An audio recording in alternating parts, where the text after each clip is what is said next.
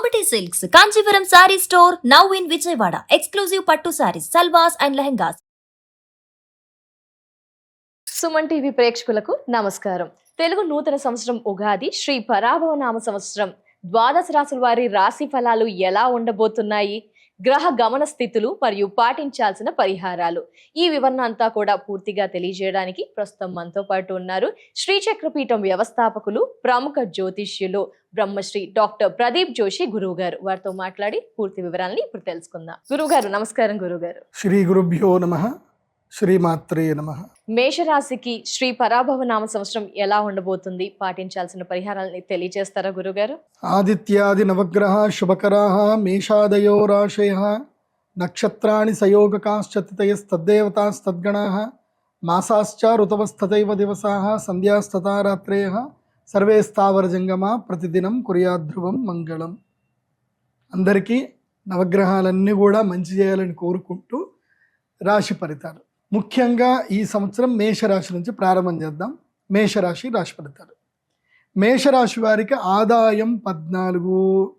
బాగుంది, కనకవృక్షం కురుస్తుంది. సో ఆదాయం 14, మంచి ఆదాయం ఉంటుంది.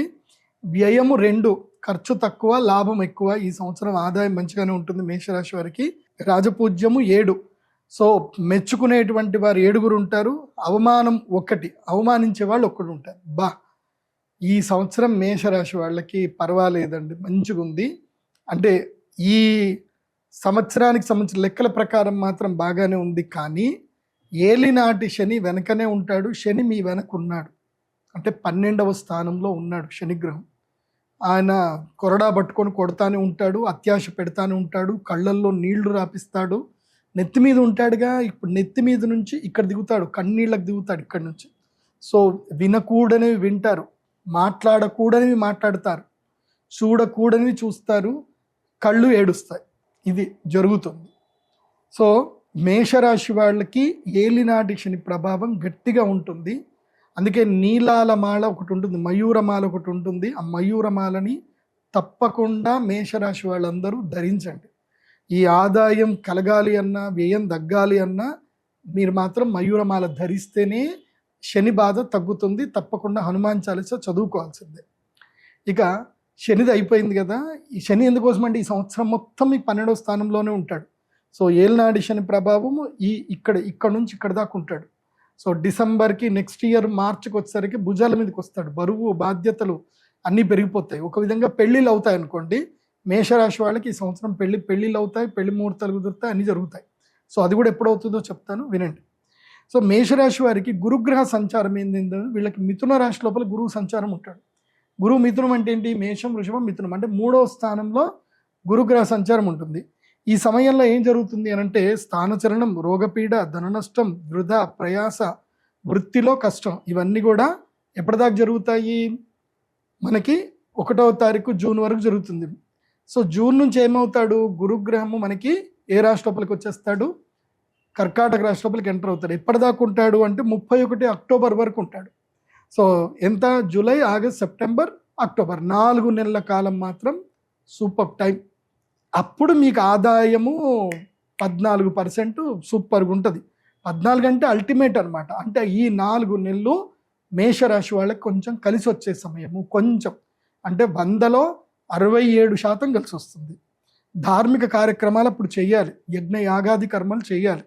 అంటే మీరు ధనత్రయోదశికి శ్రీమహాలక్ష్మి యాగం చేయడానికి సిద్ధం అవ్వాలి. సో ధనత్రయోదశి వరకు బాగుంటుంది.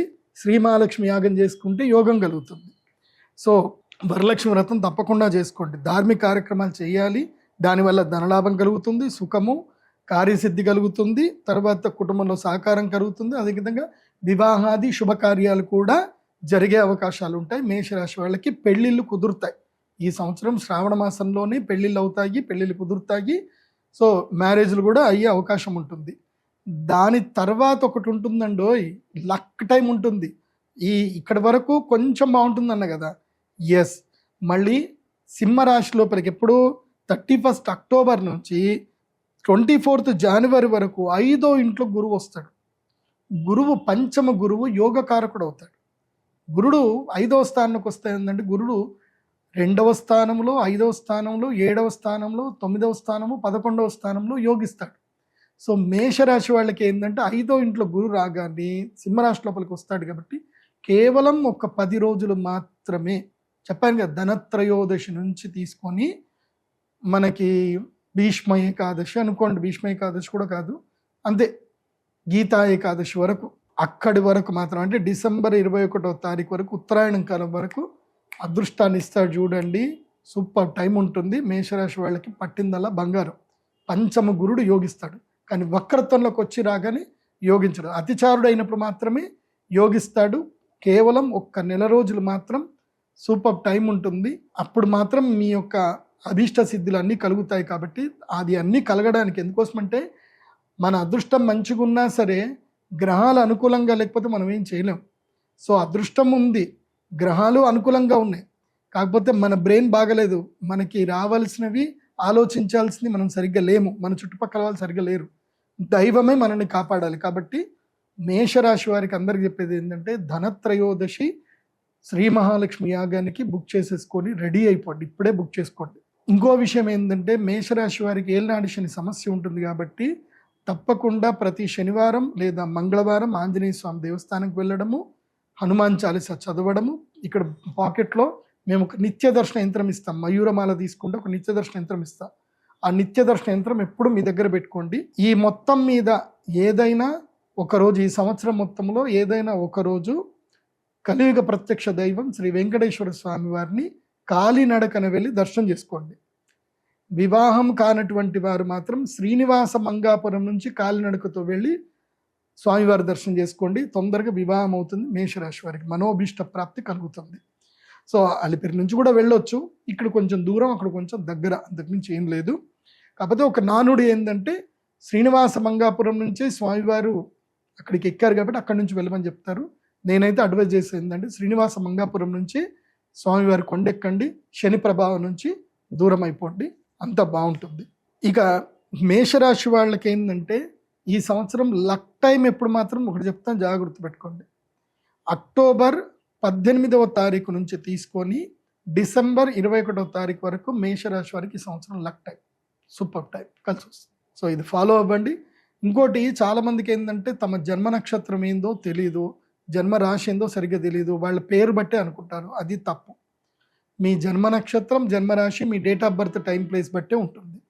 మీరు నా pradeepjoshi.com వెబ్సైట్కి వెళ్ళండి, అక్కడ హోరోస్కోప్ పీడిఎఫ్ది ఆర్డర్ ఉంటుంది, మీరు ఆర్డర్ చేసుకుంటే మీకు ఈమెయిల్కి మొత్తం మీ హోరోస్కోప్ వస్తుంది. అందులో మీ జన్మ నక్షత్రం, మీ గాతవారం, గాత నక్షత్రం అన్ని డీటెయిల్స్ ఉంటాయి.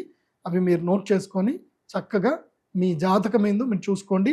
ఈ సంవత్సరం అంతా కూడా డే టు డే మీకు వారం బట్టి ఆ గ్రహాలు ఎలాగైతే మారుతుంటాయో అలా మీకు ప్రెడిక్షన్ కూడా మీకు వస్తాయి. కాబట్టి ఫలితాలు ఇప్పుడు నేను చెప్పేది సూచనప్రాయంగా చెప్తున్నాను, కానీ మీ జాతకానికి మీకు ప్రత్యేకంగా ఒక ఫలితం ఉంటుంది. అది మీకు కూడా కావాలి అనుకుంటే pradeepjoshi.com వెబ్సైట్కి వెళ్ళి హోరోస్కోప్ పీడిఎఫ్ ఆర్డర్ పెట్టుకోండి. సర్వేజన సుఖినో భవంతు. ధన్యవాదాలు గురుగారు. రాశి వివరణ మరియు పాటించాల్సిన పరిహారాలని క్లుప్తంగా వివరించినందుకు ధన్యవాదాలు. నమస్కారం. సర్వేజన సుఖినో భవంతు.